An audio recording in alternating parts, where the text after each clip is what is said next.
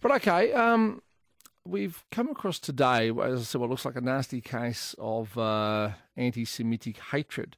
It involves the ESPN Footy Tipping competition. Now, ESPN, of course, is the well-known multinational but originally American sporting broadcasting organisation. And I am a member of a tipping competition which is hosted by ESPN.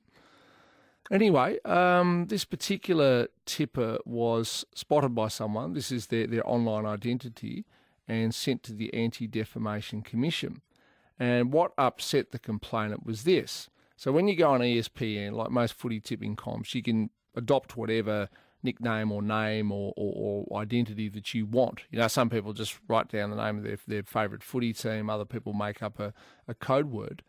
This particular tipper on ESPN, their made-up name, their ID was this: Burn the Jews, all one word, Burn the Jews.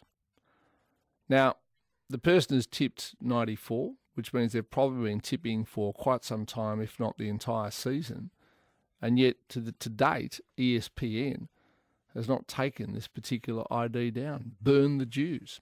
Joining me on the line now, Chairman of the Anti-Defamation Commission, Dr. Dvir Abramovich. Good afternoon. Hello, Tom. Good to be back with you. Well, good to talk with you too, although unfortunate circumstances. So who brought this to your attention? Before we get into the details, Tom, I want to thank you for giving this story attention, because if we ignore such ugly, violent anti-Semitic expression, we empower it. And this is not who we are. And I've always believed that hate lives in the shadows and dies in the sunlight of truth. So I'm glad that we're shining a light.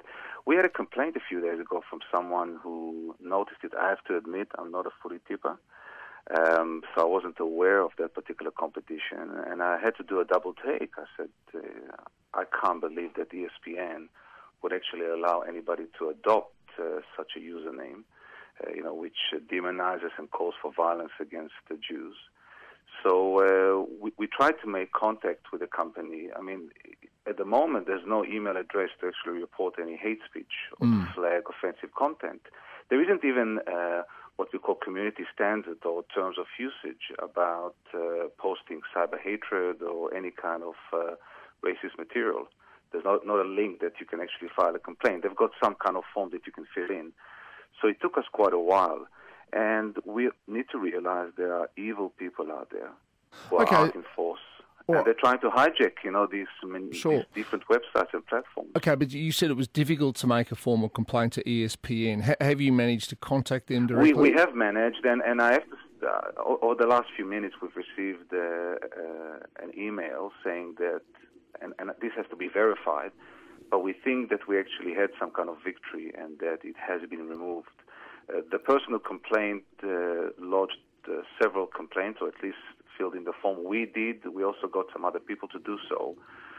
So we may have had some success, but as you said at the beginning of the program, I think it's chilling to think that this person has been posting under this name for months. And I think he was ranked quite high, so he's had some success. Well, in fact, the person who went or still goes by the moniker Burn the Jews actually tipped 9 last week and has tipped 94 for the season, which I must say is a lot better than me. I mean, chances are that's an average of about 6 a week. Chances are they've been tipping since the start of the season. Has ESPN acknowledged any responsibility for allowing this to stay up on their website for so long? Not publicly. No? And no, not publicly. And I hope that following this incident, and because it's now on your program, that they will have the good sense to implement better monitoring systems and to remove very quickly such unacceptable usernames, because the more that they allow those kinds of names to remain, the more they're viewed by users and they spread, but also they get legitimized and normalized. We probably have children using this footy tipping competition, and when they see this, they may think that this kind of rhetoric is mainstream and it's acceptable.